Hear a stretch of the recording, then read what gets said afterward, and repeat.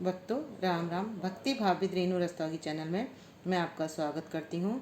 तो हम बना रहे हैं चैत्र पक्ष की शुक्ल पक्ष की एकादशी की विधि कैसे करनी है पूजा। तो चैत्र पक्ष की शुक्ल पक्ष की एकादशी का नाम है कामदा। तो वो है 12 तारीख को। तो अब उसकी हमें पूजा कैसे करनी है, तो अब आप लड्डू गोपाल जी और राधा रानी के दर्शन कर लीजिए। हमारे छोटे लड्डू गोपाल जी यहाँ नहीं हैं, तब भी हम उनकी पूजा कैसे करते हैं।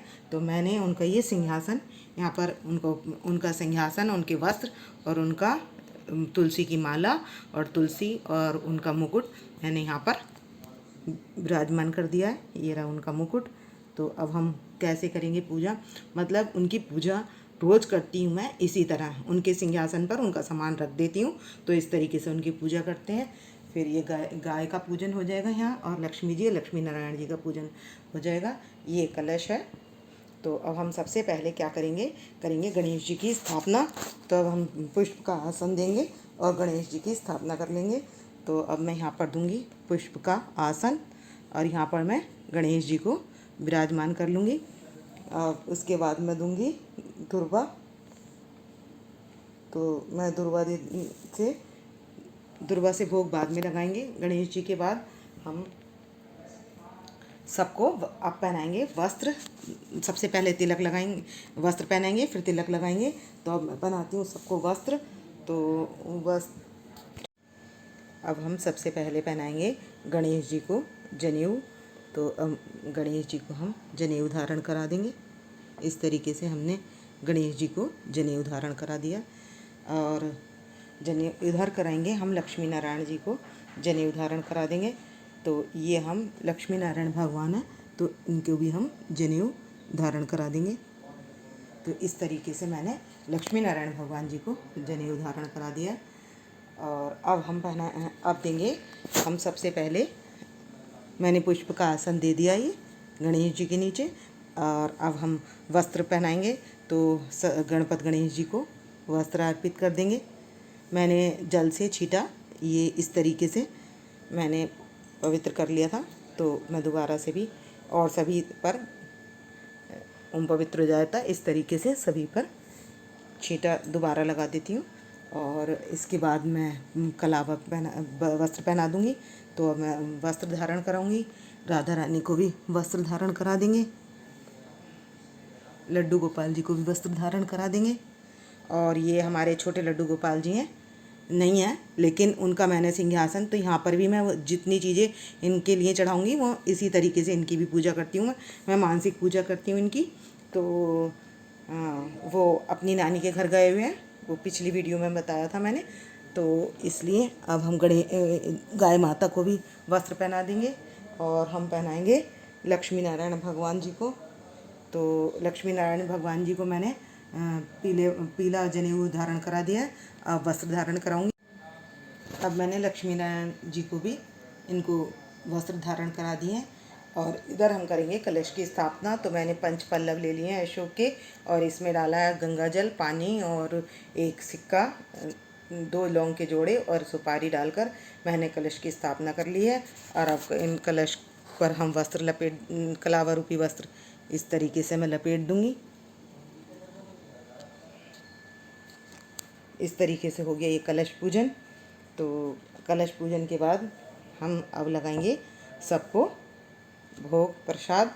तो हम गणेश जी को सबसे पहले दुर्वा से लड्डू का भोग लगाएंगे। तो सबसे पहले हम चढ़ाएंगे दुर्वा।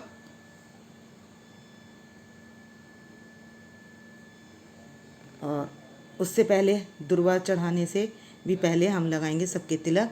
तो मैंने गणेश जी के लगा रही हूँ तिलक, छोटे लड्डू गोपाल जी का तिलक, राधा रानी का लगा देंगे तिलक, लड्डू गोपाल जी के लगा देंगे तिलक, और गौ माता के लगा देंगे तिलक, और लक्ष्मी नारायण भगवान जी के लगा देंगे तिलक,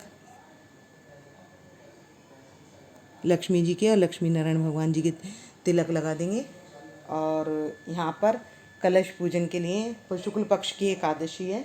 तो हम कलश पूजन पर क्या कर सकते हैं, मैंने इस दिए के नीचे तिल रख लिए, तिल का आसन देकर इसे हम अखंड दीप भी जला सकते हैं। तो मीठे तिल से हम जलाएंगे अखंड दीप। सुबह 6 बजे जला लेना है और द्वादशी के दिन तक सुबह जलाना है। तो ये हम दीप जला लेंगे। तो ये दिया मैंने कलश के ऊपर वाला दिया, ये वहाँ लगाना है। तो अब इस तिलक लगाने के बाद हम इनको भोग लगा देंगे। तो भोग में लगाएंगे लड्डू। तो ये गणेश जी को मैं भोग में लड्डू लगा देंगे। और यहाँ पर इनकी पूजा करने के लिए ये तिल, गुड़ और पंचमेवा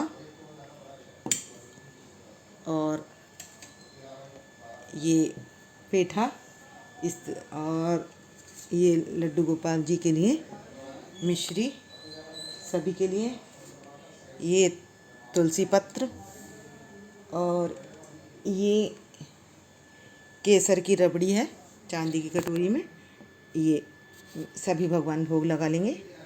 तो ये मैं इधर भोग के लिए रख दूँगी। तो अब चढ़ाएंगे हम पुष्प। गुलाल और अबीर का पुष्प है, तो मैं ये गणेश जी को अर्पण कर दूँगी। मैंने गुलाल और अबीर लगा दिया इसमें। ये मैंने ये छोटे लड्डू गोपाल जी के लिए पुष्प अर्पित कर देंगे। और ये फूल मैं राधा रानी के पास अर्पित कर दूँगी। और ये फूल मैं लड्डू गोपाल जी के पास अर्पित कर दूँगी। और एक फूल मैं लक्ष्मी जी और लक्ष्मी नारायण जी के पास फूल अर्पित कर दूँगी।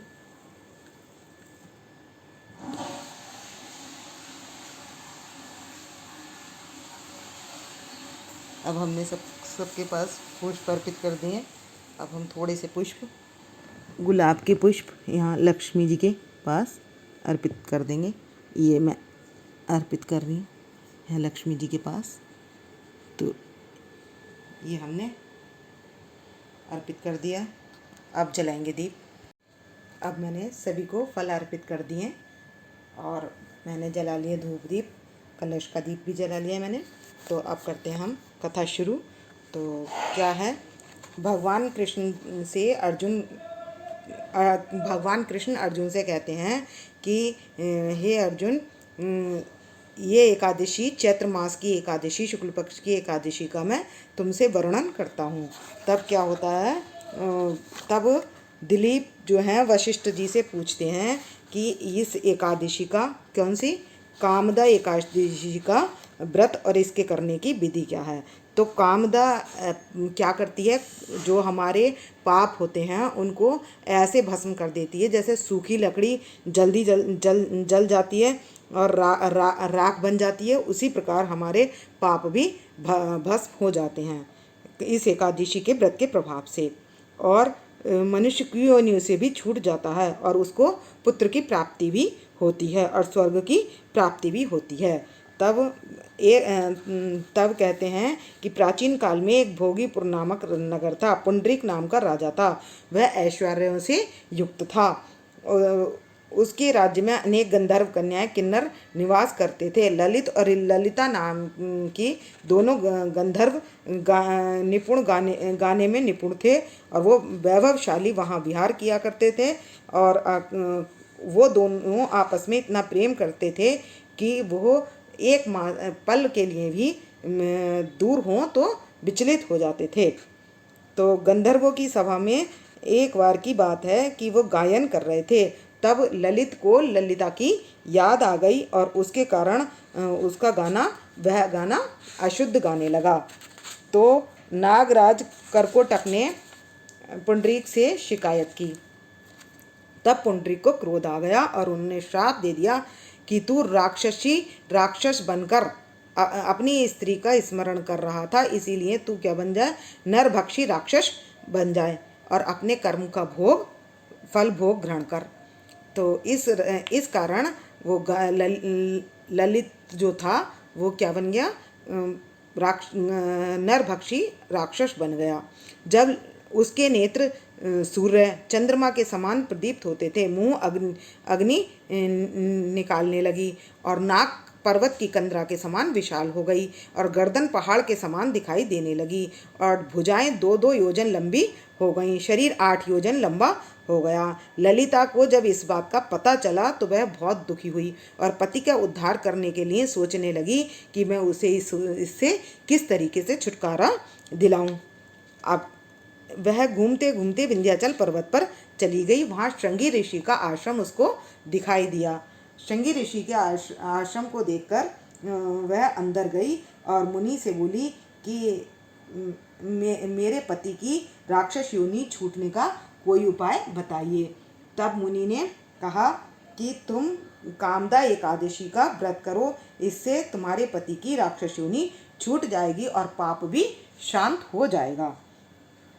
मुनि के कथन अनुसार उसने आनंद पूर्वक व्रत किया और द्वादशी के दिन ब्राह्मणों के सामने अपने व्रत का फल पति को दे दिया।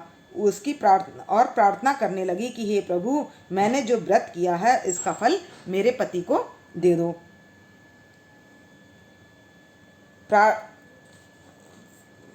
उसकी एकादशी के फल के प्रभाव से उसके राक्षस पति की राक्षस योनि छूट गई और पुराने स्वरूप को धारण कर सुंदर वस्त्र आभूषण पहनकर वह पहले की तरह ललिता के साथ विहार करने लगा।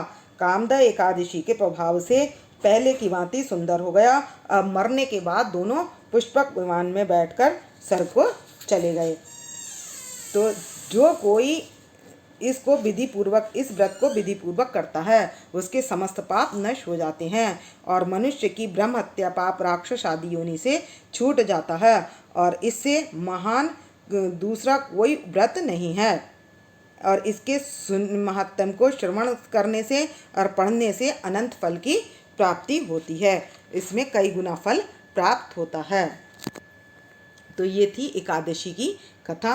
तो इसकी एकादशी की कथा के बाद क्या करना है, हमें लेना है 24 एकादशियों के नाम।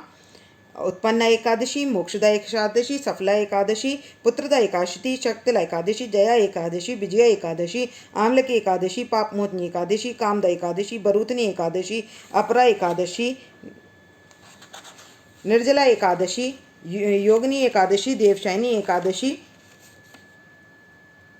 कामिका एकादशी, पुत्रदा एकादशी, अजा एकादशी, परिवर्तनी एकादशी, इंद्र एकादशी, पापांकुशा एकादशी और रमा एकादशी, प्रबोधनी एकादशी और मल मास की पद्मनी और पद्मा। ये हैं 24 एकादशियों के नाम।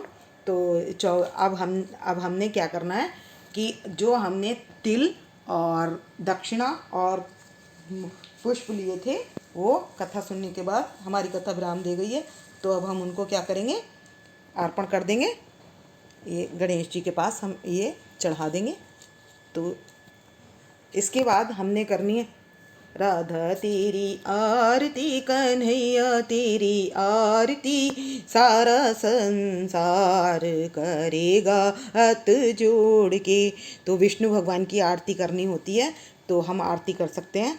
तो विष्णु भगवान की आरती तो राधा की और कृष्ण की एक साथ करनी है। तो आपको जो भी याद हो वो कर सकते हैं। उसके बाद करेंगे हम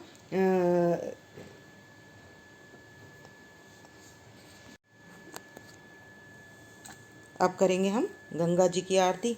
ओम जय गंगे माता मैया, जय गंगे माता, जो नर तुमको जाता सो नर तर जाता। ओम जय गंगे माता। उसके बाद क्षमा प्रार्थना कर लेंगे।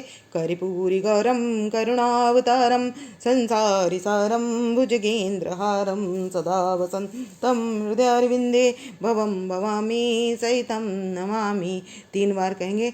पुष्पांजलि अर्पण करूं, ग्रहण करो महाराज, कृपा दृष्टि अवलोकिए, शरण पड़े की लाज। पुष्पांजलि अर्पण करूं, ग्रहण करो महाराज, कृपा दृष्टि अवलोकिए, शरण पड़े की लाज। उसके बाद 3 बार कहने के बाद हम पुष्प अर्पित कर देंगे और पुष्प अर्पित करने के बाद हमारी हो गई पूजा विधि पूरी। तो यदि आपको मेरी वीडियो पसंद आए तो प्लीज़ लाइक करें, सब्सक्राइब करें और शेयर करना ना भूलें। भक्तों, राम राम, राधे श्याम।